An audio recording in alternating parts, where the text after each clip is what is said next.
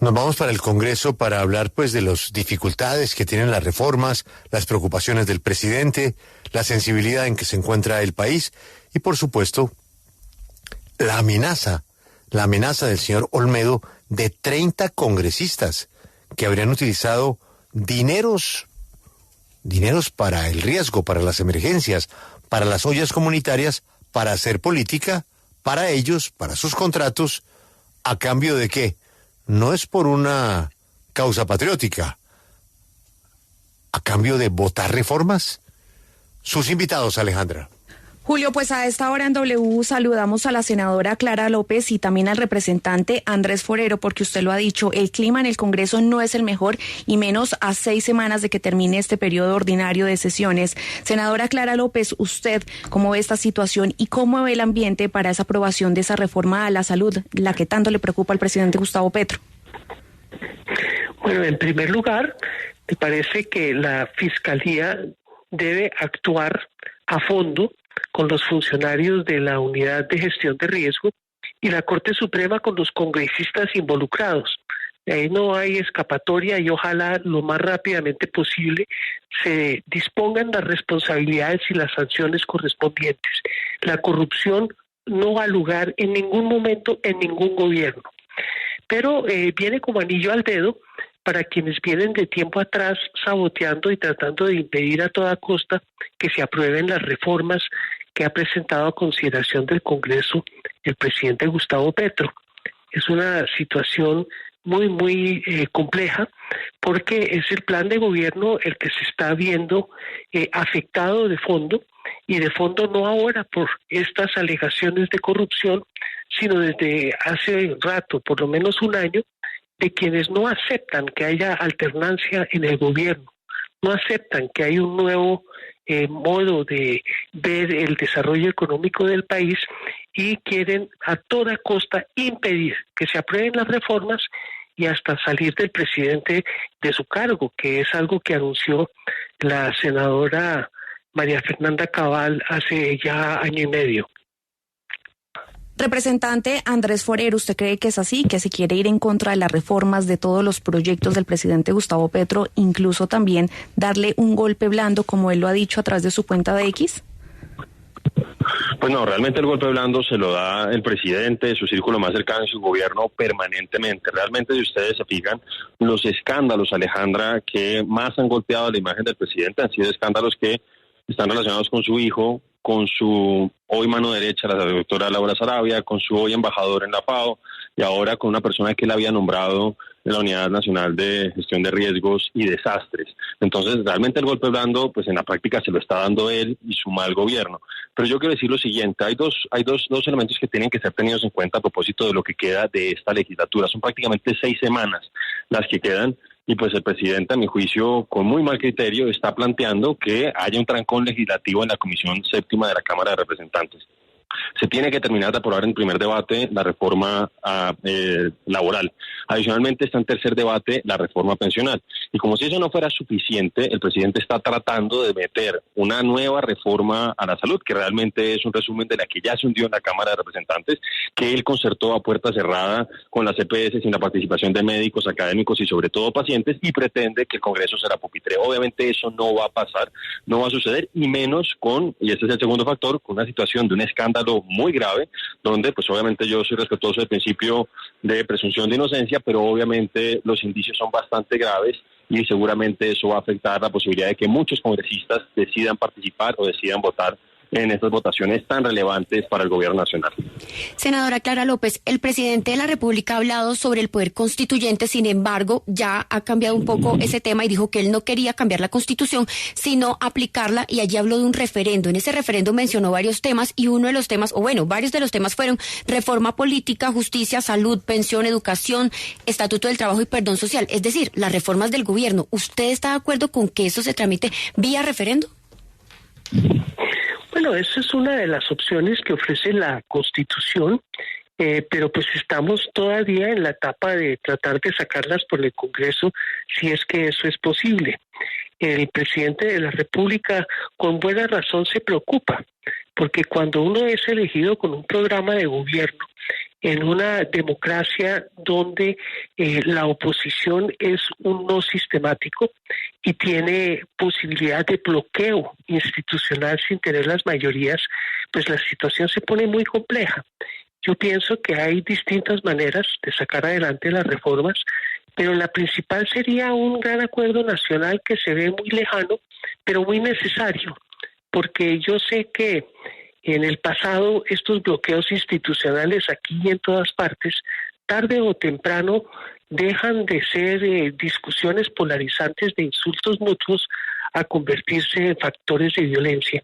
Y yo pienso que eso es lo que tenemos que evitar a toda costa en este país.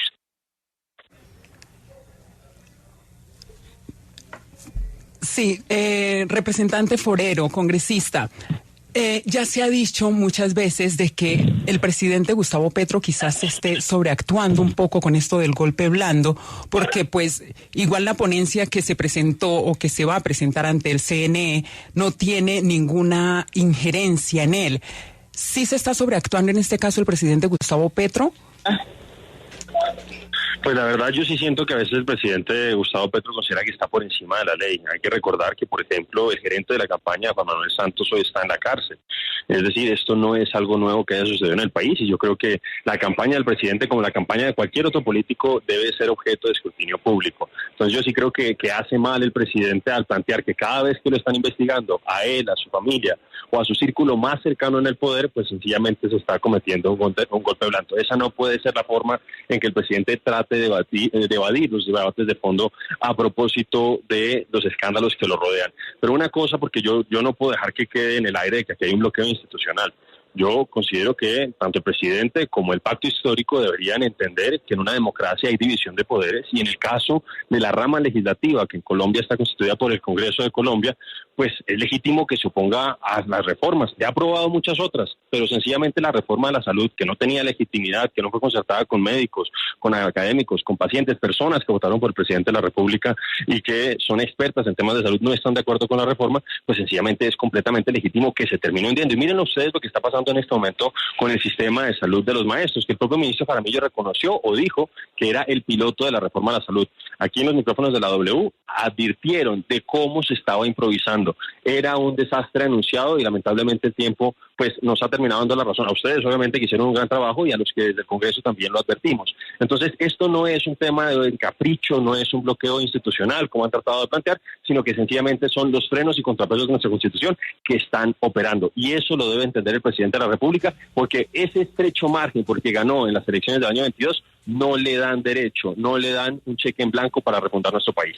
Senadora Clara López, y ya que hablamos del tema del Consejo Nacional Electoral, en la ponencia que firman los magistrados Álvaro Hernán Prada y Benjamín Ortiz, pues hay un tema que preocupa mucho y es el supuesto pago no reportado a cientos de testigos electorales por millones y millones de pesos.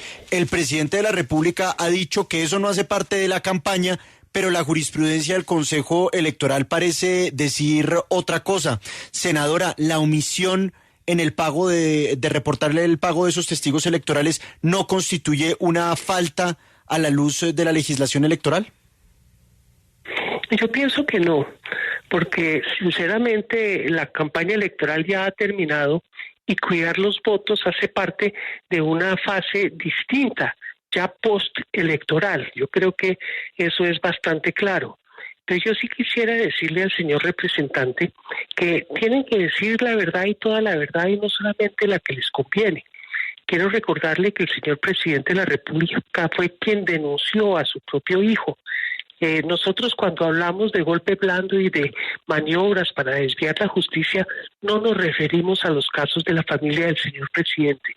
Nos referimos precisamente a los desvíos que se hacen, por ejemplo, en el Consejo Nacional Electoral, que en la prensa todo el tiempo dicen que están investigando la campaña. Pero si usted mira la ponencia, dice que es una investigación al presidente de la República y con la intención de elevarle cargos. Competencia exclusiva por fuero presidencial integral de la Comisión de Acusaciones de la Cámara de Representantes. Y el Consejo Nacional Electoral se ha negado a darle traslado, incluso después de que el abogado lo ha solicitado. Entonces aquí lo que tenemos son una cantidad de maniobras, una cantidad de desinformación, y la verdad es que los ejemplos que tenemos en el resto del continente de América Latina hace pensar que aquí también se está tratando de impedir que la izquierda pueda funcionar con su elección al gobierno nacional con un objetivo de desprestigiarla y de deslegitimarla como opción de poder. Y nos parece que eso es sumamente grave para la democracia. Aquí debe operar todo el sistema. Y claro que el Congreso de la República tiene oposición y debe manifestarse, pero la manifestación que se está haciendo es más allá del reglamento, con un sabotaje permanente de imponer la decisión de la minoría sobre la mayoría. Sí, representante Forero, ¿usted cree que esto realmente son maniobras o los gastos en testigos electorales si suman para calcular los topes de la financiación de la campaña del presidente Petro?